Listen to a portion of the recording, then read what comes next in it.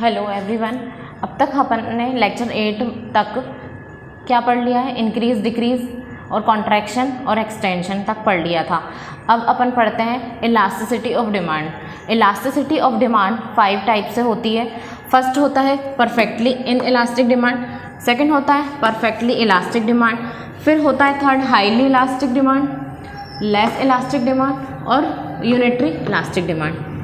ठीक है, अब देखते हैं हम। देखो, परफेक्टली इन इलास्टिक डिमांड मतलब होता है इलास्टिसिटी जो हमारी आती है वो होती है E = 0। परफेक्टली इन इलास्टिक मतलब होता है E = 0। अब परफेक्टली इन इलास्टिक की डेफिनेशन या फिर होता क्या है, तो देखो परफेक्टली इन इलास्टिक वो होता है जब भी प्राइस में मूवमेंट होता है, जब भी हमारा किसी भी प्राइस में मूवमेंट होता है, बट प्राइस में मूवमेंट होने के बाद भी या फिर प्राइस बढ़ने के बाद भी हमारी क्वांटिटी में कोई चेंज नहीं होता, हमारा परचेजिंग पावर वही रहता है। मतलब यदि प्राइस बढ़ती भी है तो भी हम उतनी ही क्वांटिटी लेते हैं जितनी पहले लेते थे।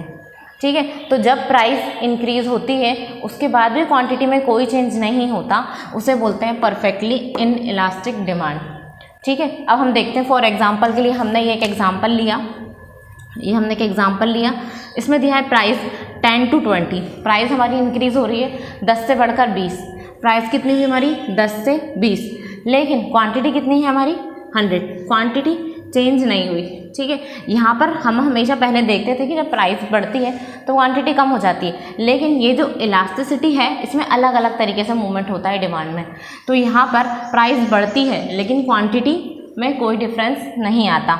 ऐसी कौन सी चीज़ हो सकती है कि प्राइस बढ़ने के बाद भी हम उतना ही लें जितना प्राइस कम थी तब भी लेते थे और प्राइस बढ़ गया तो भी लेते हैं? ऐसा हो सकता है? तो ऐसा हमारा होता है मेडिसिन और ड्रग्स में।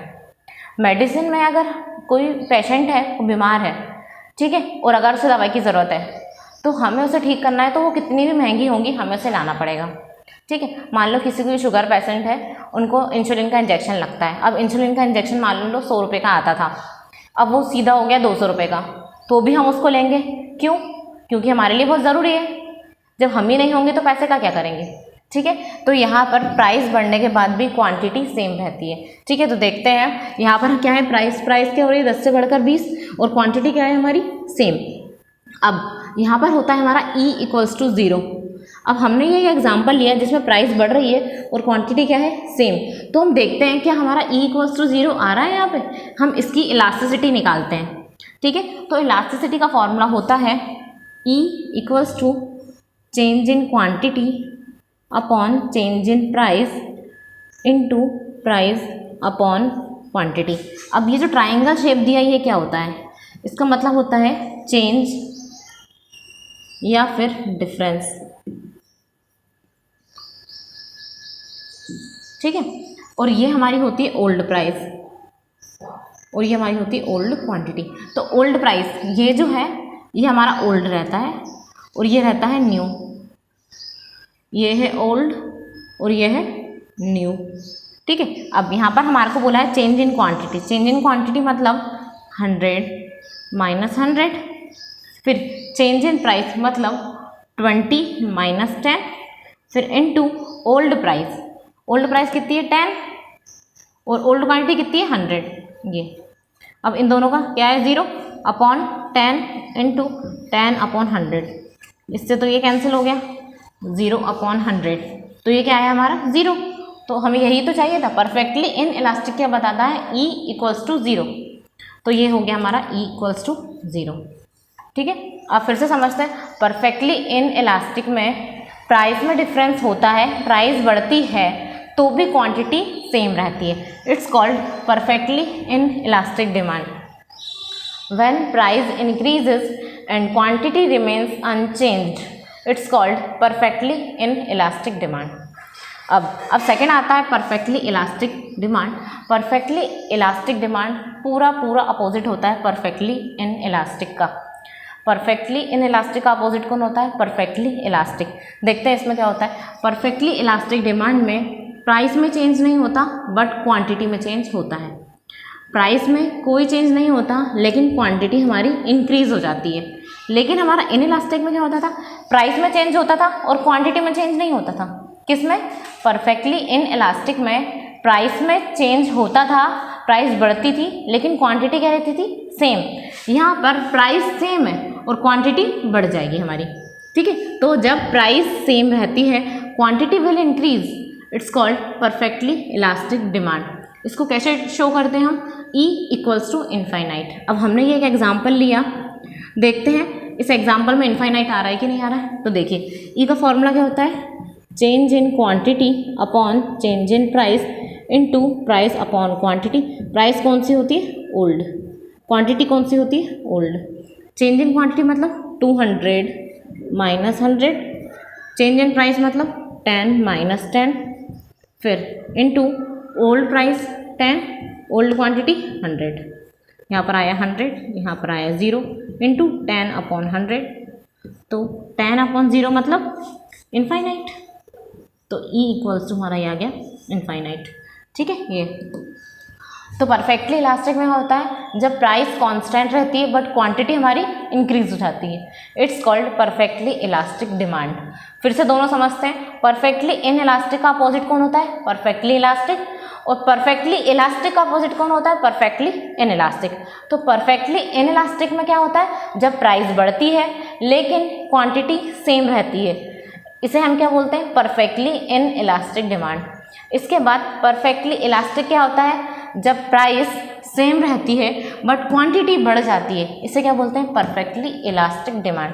अब थर्ड है हमारा हाईली इलास्टिक डिमांड, इसको हम रिलेटिव इलास्टिक डिमांड भी बोलते हैं, इसको हम रिलेटिवली इलास्टिक डिमांड भी बोलते हैं। अब इसमें देखो क्या होता है, इसमें हमारी प्राइस कम होती है तो क्वांटिटी बढ़ जाती है, ठीक है। तो हाईली इलास्टिक में जिस भी प्रपोर्शन से प्राइस कम होगी उससे ज़्यादा प्रपोर्शन से क्वांटिटी बढ़ जाएगी। हाईली इलास्टिक या फिर रिलेटिव इलास्टिक में जिस भी प्रपोर्शन से प्राइस कम होगी उससे ज़्यादा परसेंटेज से प्राइस क्वांटिटी बढ़ जाएगी। देखते हैं यहाँ पर 10 का 50% कितना होगा, 5। तो यहाँ पर 50% से प्राइस डिक्रीज हुई, तो यहाँ पर 200% से क्वांटिटी इंक्रीज हो गई, ठीक है। जिस भी परसेंटेज से प्राइस डिक्रीज होती है या फिर जिस भी परसेंटेज से प्राइस चेंज होती है उससे ज़्यादा परसेंटेज से क्वांटिटी चेंज होती है। फिर से हाईली इलास्टिक या फिर रिलेटिव इलास्टिक में जिस भी परसेंटेज से प्राइस में चेंज होता है उससे ज़्यादा परसेंटेज से क्वांटिटी में चेंज होता है। देखो हमने एक एग्जांपल लिया, हमारे यहाँ पर 10 से प्राइस कितनी हुई, 5, और क्वांटिटी हुई 100 से 300। देखते हैं इसका E कितना आता है, यहाँ पर होता है E is greater than 1, highly मतलब E इज़ ग्रेटर देन 1। तो देखो E equals to change in quantity upon change in price into price upon quantity. Price कौन सी होती है, ओल्ड, क्वांटिटी कौन सी होती है, ओल्ड, ठीक है। अब देखो हमारा चेंज इन क्वांटिटी मतलब क्वांटिटी का difference 300 minus 100, change in price मतलब ये दोनों का difference 10 minus 5 into old price कितनी है हमारी 10 और ओल्ड क्वांटिटी कितनी है 100। यहाँ पर क्या है हमारा 200 अपॉन 5 इंटू 10 अपॉन 100, ठीक है, ठीक है। अब ये 20 से ये 20 कैंसिल हो गए, 5 2 10, तो यहाँ पर आ गया 4। E कितनी हुई हमारी 4। इन्होंने क्या बोला था, E जो है वो 1 से बड़ा होना चाहिए, तो हमारा ये E ग्रेटर देन 1 हो गया, प्रूफ हो गया हमारा ये, ठीक है। तो हाईली इलास्टिक में क्या होता है, जिस भी प्रपोर्शन से या फिर जिस भी परसेंटेज से प्राइस में चेंज होता है उससे ज़्यादा परसेंटेज से क्वांटिटी में चेंज होता है। अब आते हैं हम लेस इलास्टिक। हाईली इलास्टिक का उल्टा होता है लेस इलास्टिक, जिस भी परसेंटेज से प्राइस में चेंज होगा उससे कम परसेंटेज से क्वांटिटी में चेंज होगा। देखते हैं लेस इलास्टिक, या फिर इसे हम रिलेटिवली इन इलास्टिक भी बोलते हैं।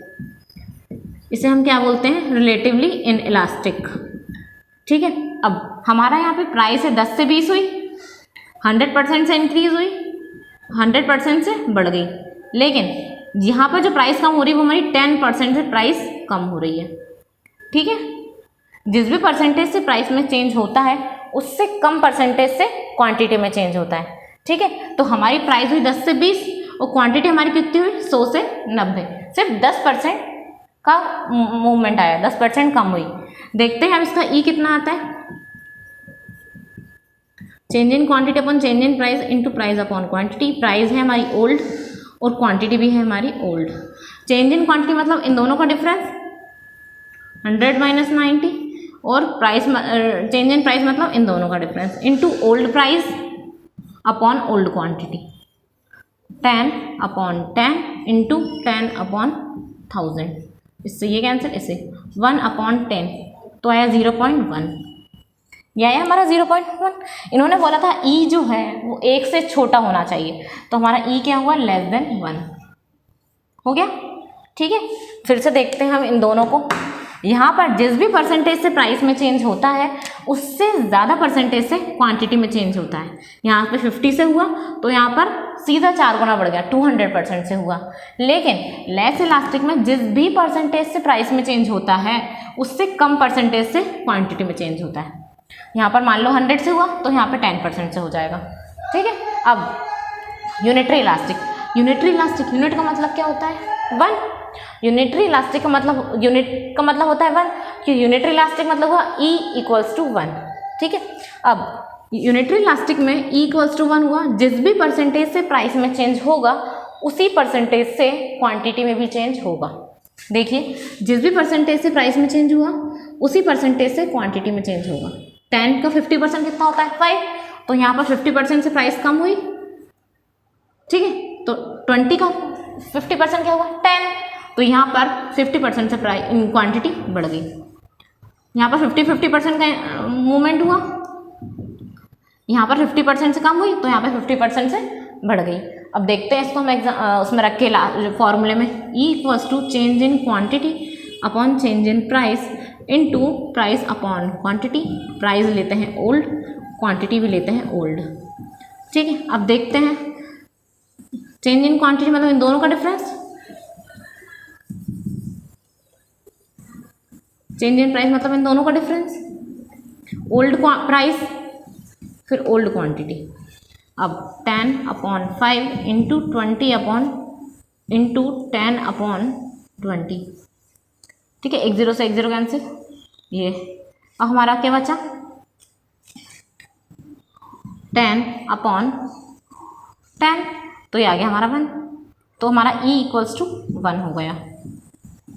ठीक है, तो यहाँ पर क्या है, फिर से समझते हैं। यूनिटरी इलास्टिक मतलब होता है E इक्वल्स टू 1। इसमें जिस भी परसेंटेज से प्राइस में चेंज होता है उसी परसेंटेज से क्वांटिटी में भी चेंज होता है। ठीक है, फिर से समझते हैं पूरा। अब तक अपन ने 5 types of elasticity of demand पढ़े। फर्स्ट था परफेक्टली इनइलास्टिक डिमांड, सेकंड था परफेक्टली इलास्टिक डिमांड, थर्ड था हाईली इलास्टिक या फिर रिलेटिवली इलास्टिक डिमांड, फोर्थ था लेस इलास्टिक या फिर रिलेटिवली इनइलास्टिक डिमांड, और फिफ्थ था यूनिटरी इलास्टिक। तो परफेक्टली इनइलास्टिक डिमांड मतलब होता है E इक्वल्स टू 0। इसमें प्राइस में चेंज होगा, प्राइस बढ़ेगी बट क्वांटिटी में चेंज नहीं होगा, क्वांटिटी क्या रहेगी, कांस्टेंट। क्या होता है इसमें, परफेक्टली इनइलास्टिक डिमांड मतलब होता है E इक्वल्स टू 0। इसमें प्राइस में चेंज होगा बट क्वांटिटी में चेंज नहीं होगा। इसी का अपोजिट क्या है, perfectly elastic demand. Perfectly elastic demand मतलब होता है E इक्वल्स टू इनफाइनाइट। इसमें प्राइस सेम रहती है लेकिन क्वांटिटी में डिफरेंस होता है। ठीक है, प्राइस सेम रहती है बट क्वांटिटी में डिफरेंस होता है। इसके बाद होता है highly elastic demand. Highly elastic को हम रिलेटिवली इलास्टिक डिमांड भी बोलते हैं। इसका मतलब होता है E इज़ ग्रेटर देन 1। इसमें जिस भी परसेंटेज से प्राइस में चेंज होगा उससे ज़्यादा परसेंटेज से क्वांटिटी में चेंज होगा, इसे बोलते हैं हाईली इलास्टिक डिमांड। इसके बाद होता है लेस इलास्टिक या फिर रिलेटिवली इन इलास्टिक डिमांड। इसमें प्राइस में चेंज होगा, जिस भी परसेंटेज से प्राइस में चेंज होगा उससे कम परसेंटेज से क्वांटिटी में चेंज होगा, इसे बोलते हैं रिलेटिवली इन इलास्टिक डिमांड। इसके बाद आता है यूनिटरी इलास्टिक। यूनिटरी इलास्टिक में जिस भी परसेंटेज से प्राइस में चेंज होगा उतने ही परसेंटेज से क्वांटिटी में चेंज होगा। ठीक है, यहाँ तक अपने 5 हुए, 5 इलास्टिसिटी ऑफ डिमांड कंप्लीट होते हैं। फर्स्ट था परफेक्टली इन इलास्टिक डिमांड। इसमें प्राइस में चेंज होता है बट क्वांटिटी में चेंज नहीं होता, इसे बोलते हैं परफेक्टली इन इलास्टिक डिमांड। मतलब E इक्वल्स टू 0। सेकेंड है परफेक्टली इलास्टिक डिमांड, इसमें प्राइस सेम रहती है बट क्वांटिटी में चेंज होता है, इसे बोलते हैं हम परफेक्टली इलास्टिक डिमांड, मतलब E इक्वल्स टू 0। थर्ड होता है हाईली इलास्टिक डिमांड या फिर रिलेटिवली इलास्टिक डिमांड, इसमें जिस भी परसेंटेज से प्राइस में चेंज होगा उससे ज़्यादा परसेंटेज से क्वांटिटी में चेंज होगा, इसे बोलते हैं हाईली इलास्टिक या फिर रिलेटिवली इलास्टिक डिमांड, मतलब E इज़ ग्रेटर देन 1। इसके बाद होता है लेस इलास्टिक या फिर रिलेटिवली इन इलास्टिक डिमांड, इसमें जिस भी परसेंटेज से प्राइस में चेंज होगा उससे कम परसेंटेज से क्वांटिटी में चेंज होगा, इसे बोलते हैं लेस इलास्टिक या फिर रिलेटिवली इन इलास्टिक डिमांड, मतलब E लेस देन 1। इसके बाद होता है unitary elastic demand. Unitary elastic demand में जिस भी परसेंटेज से प्राइस में चेंज होगा उसी परसेंटेज से क्वांटिटी में भी चेंज होगा, इसे बोलते हैं यूनिटरी इलास्टिक डिमांड या फिर E इक्वल्स टू 1। इसके बाद हमने पढ़ा फॉर्मूला E का, E कैसे निकालते हैं, तो E कैसे निकालते हैं, E equals to change in quantity upon change in price into price upon quantity. Change मतलब ये ट्राइंगल बना है, उसका मतलब होता है क्वांटिटी का डिफरेंस, यहाँ पे प्राइस का डिफरेंस, और प्राइस अपॉन क्वांटिटी मतलब यहाँ पर दोनों की ओल्ड क्वांटिटी को लेते हैं। ठीक है, यहाँ तक कोई भी डाउट हो तो मुझे कमेंट बॉक्स में मेंशन कर दें, ठीक है, मैं उसका आपको एक बार और फिर से समझा दूँगी यदि कोई डाउट होगा तो। ठीक है, थैंक यू फॉर वॉचिंग।